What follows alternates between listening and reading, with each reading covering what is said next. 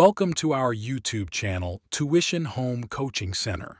Please subscribe to our channel to get more videos like this. Thank you all. আসসালামু আলাইকুম প্রিয় শিক্ষার্থীরা, তোমরা সকলে কেমন আছো? আশা করছি সকলেই খুব ভালো আছো।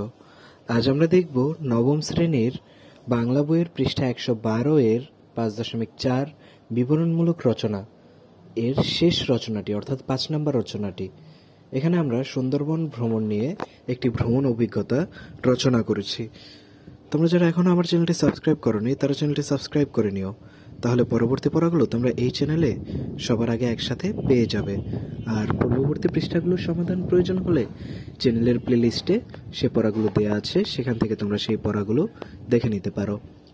তাহলে চলো শুরু করা যাক আমাদের আজকের পড়া। আমাদের আজকের পড়ার শুরুতে রয়েছে বিবরণমূলক রচনা 5, অর্থাৎ যে কোনো একটি ভ্রমণ অভিজ্ঞতা নিয়ে তুমি তোমার রচনাটি বিবরণ লিখবে। এখানে আমরা সুন্দরবন ভ্রমণ নিয়ে বিবরণ লিখেছি। দেখো, ভ্রমণের অভিজ্ঞতা আমাদের শরীর ও মন যখন প্রতিদিনের একই পরিবেশের ক্লান্তি এবং একঘেয়েমিতে ভরে ওঠে, তখন আমাদের মন একটুখানি মুক্তির আনন্দে ছটফট করে। মনকে কিছুদিনের জন্য বিশ্রাম দিতে এবং ক্লান্তি ও একঘেয়েমি দূর করে জীবনের পরবর্তী ব্যস্ততার জন্য তৈরি হতে ভ্রমণ গুরুত্বপূর্ণ ভূমিকা পালন করে।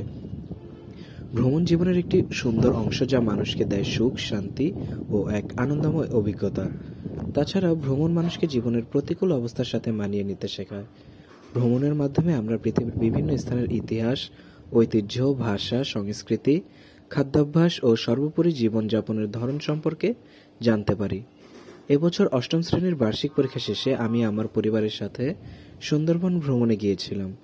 আমাদের ট্রেন স্টেশন থেকে অন্তর্নগর ট্রেনে চেপে খুলনা স্টেশন হয়ে বাসে করে মংলা সমুদ্র বন্দরে পৌঁছালাম। সেখান থেকে লঞ্চে করে সুন্দরবনের মধ্যে আমাদের প্রবেশ শুরু হয়।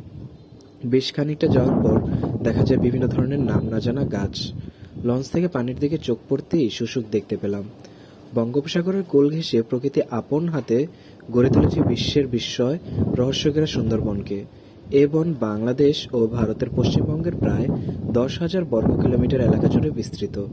বাংলাদেশের মধ্যে এর বিস্তৃতি 6,000 বর্গ কিলোমিটার। 1997 সালে ইউনেস্কো বিশ্ব ঐতিহ্যবাহী স্থান হিসেবে সুন্দরবনকে স্বীকৃতি দেয়। এখানে রয়েছে পৃথিবী বিখ্যাত রয়্যাল বেঙ্গল টাইগার, সুদৃশ্য চিত্রল হরিণ, বানর, হনুমান, অজগর সহ নানা প্রজাতির সাপ, কুমির এবং শতাধিক প্রজাতির বিভিন্ন আকৃতির রং বেরঙের পাখি। এরপর দেখো রয়েছে জরিপ মতে প্রায় 500 বাঘ এবং 30,000 চিত্রল হরিণ রয়েছে সুন্দরবন এলাকায়।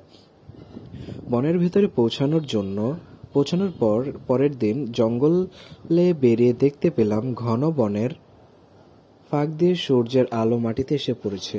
সুন্দরবন প্রাকৃতিক বৈচিত্র্যে ভরপুর।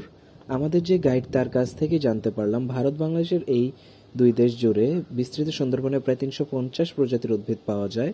এর মধ্যে অধিকাংশই ম্যানগ্রোভ জাতীয় উদ্ভিদ। পথে চলতে চলতে চোখে পড়ল বিভিন্ন ধরনের সুন্দর সুন্দর সব ফুল আর লতা। সবচেয়ে মনোমুগ্ধকর গাছগুলির মধ্যে চোখে পড়ল সুন্দরী, গরান ও গেওয়া গাছ।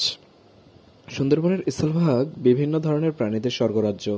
এদের মধ্যে বিশেষভাবে উল্লেখযোগ্য হল রয়্যাল বেঙ্গল টাইগার। দূর থেকে আমরা দেখছিলাম সুন্দরবনের বিখ্যাত চিত্রা হরিণের পাল, রয়্যাল বেঙ্গল টাইগার ও রয়্যাল বেঙ্গল টাইগার।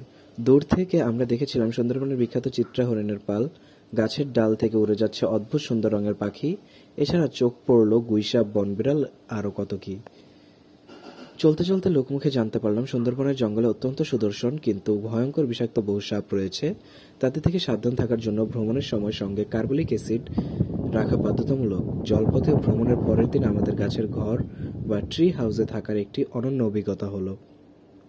জঙ্গলের বেশ খানিকটা ভেতরে একটি বড় গাছের উপর সুন্দর ছোট ছিমছাম একটি ট্রি হাউস। সেখানে আমাদের থাকার ব্যবস্থা হয়েছিল। দিনের বেলা সেই ঘর থেকে আশেপাশে জঙ্গল দেখা যায়। এছাড়া চোখে পড়ে বহু পাখিদের আনাগোনা, তাহলে আর সে তাদের কলতান। নিচ থেকে একটি অস্থায়ী কাঠের সিঁড়ি দিয়ে ট্রি হাউসে উঠতে হয়।